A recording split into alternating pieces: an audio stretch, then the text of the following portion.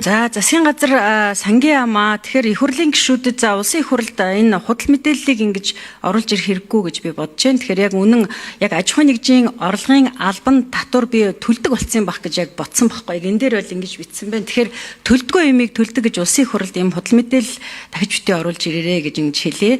За дээрэс нь тэр баялагын сангийн одоо тухай хуульд өөрчлөлт оруулна. Яг энэ дээр бол одоо тэр гадаадын банкнд баг хөтө одоо хадгалуулаад байгаа энэ баялгаа ард түмэндээ ялангуяа одоо боловсролын салбарт, эрүүл мэндийн салбарт, ахмад насны тэтгэвэр тэтгэмжид энэндээ зарцуулахгүй юм уу? Энэ асуудлаа хурдан одоо оруулж ирэхийг би одоо бас шаардж байна.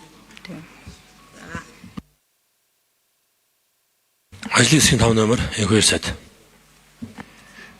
Интеграшн энэ худал мэдээ биш л дээ. Чин энэ түрүүний хэлсэн энэ идэвхжүүлэлтийн томоохон төсөл хөтөлбөрүүд, экспорт импорт нэмэгдэлтэй холбоотойгоор нийтдээ манай аж ахуйн нэгжийн орлон татвар, бусад хураа хэмжээр нь бүгд өсөлттэй, дунджаар нь 10% өсөлттэй гарч байгаа.